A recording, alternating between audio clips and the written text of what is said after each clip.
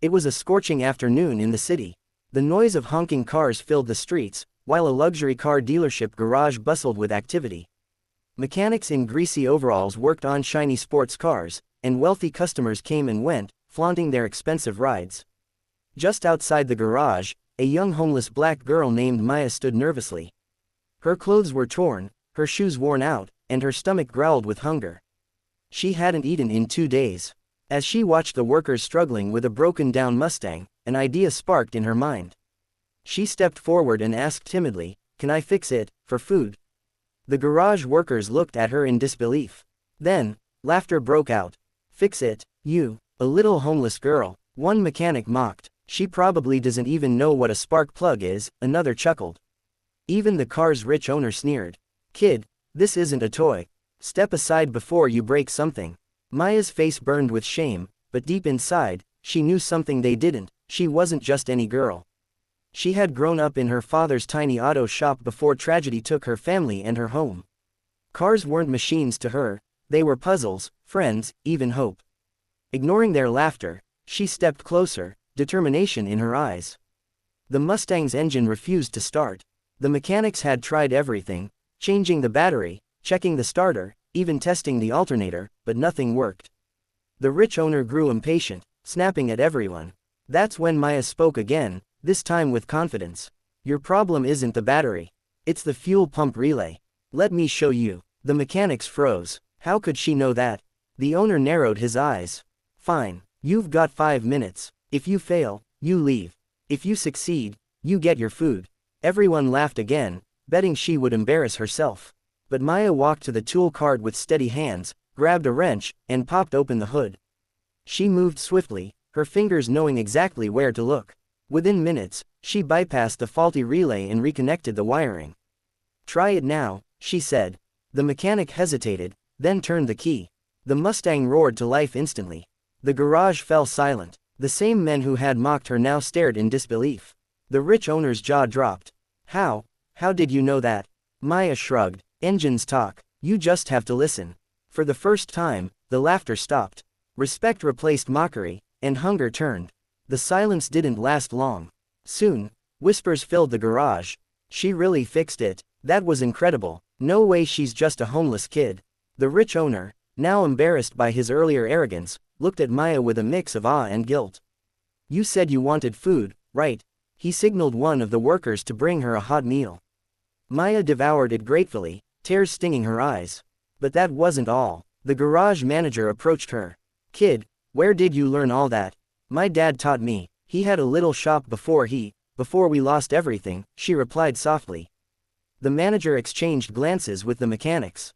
"We could use someone like you here. Not many people can diagnose a car that fast. How about a job?" Maya's heart skipped a beat. For the first time in years, she felt like she belonged.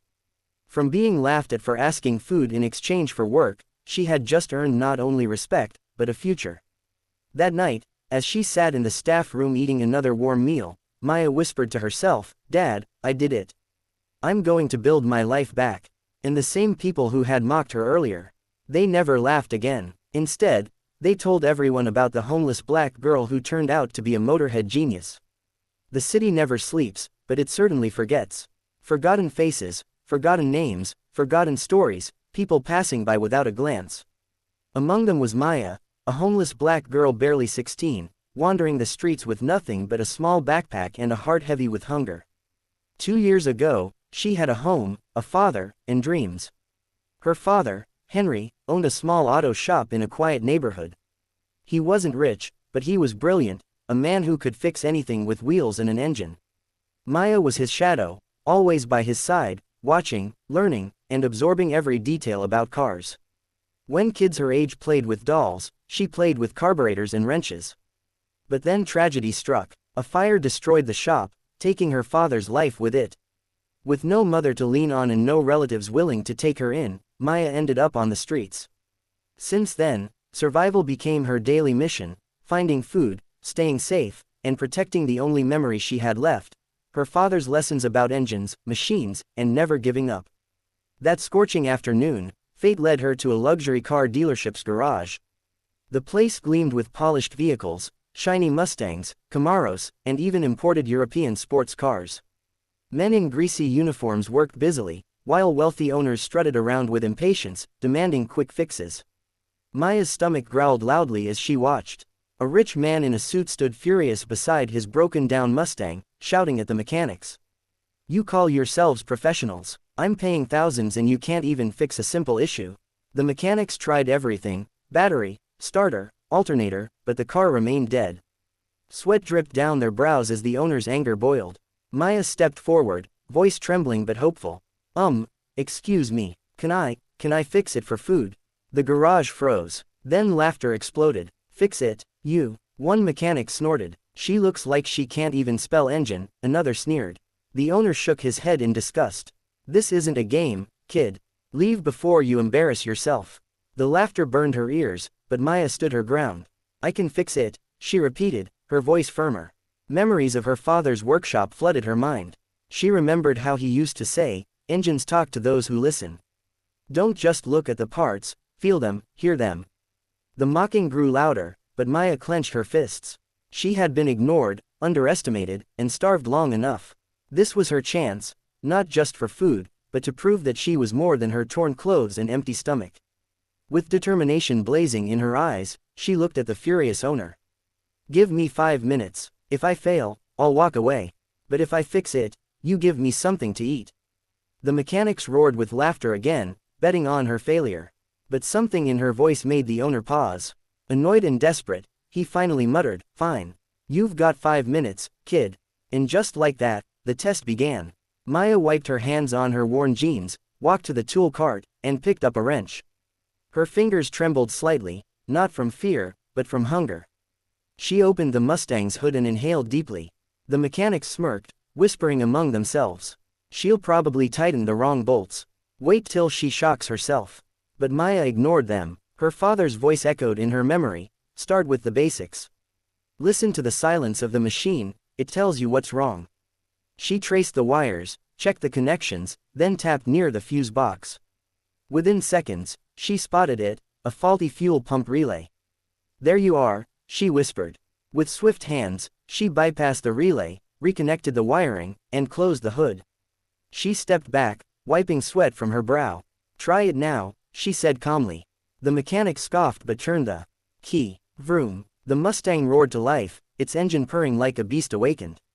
The garage went silent. Jaws dropped. The same men who mocked her stood frozen in disbelief. The owner's eyes widened as he rushed to the car. This is impossible. We've been at it for hours." Maya only shrugged. "Engines talk. You just have to listen." For the first time in years, she felt seen. Not as a homeless girl, not as someone broken, but as who she truly was, a Motorhead. The owner, humbled, called for food immediately. A steaming plate was brought out, and Maya ate as though she hadn't tasted real food in forever. Tears stung her eyes, not just from hunger, but from the warmth of being acknowledged. But her story didn't end there. The garage manager, impressed, walked up to her. "Where did you learn that?" "My dad, he taught me everything before I lost him," she said softly. The manager exchanged looks with the mechanics. Their smirks were gone, replaced by respect. "You've got talent, kid. More than half the men here. How about working with us?" Maya's fork froze midair. Work, a job, something she had prayed for but never expected. Her heart raced. You mean it?" "Of course," the manager said. "We don't waste talent here." From that moment, Maya's life began to change. The girl once laughed at for begging food was now part of a team.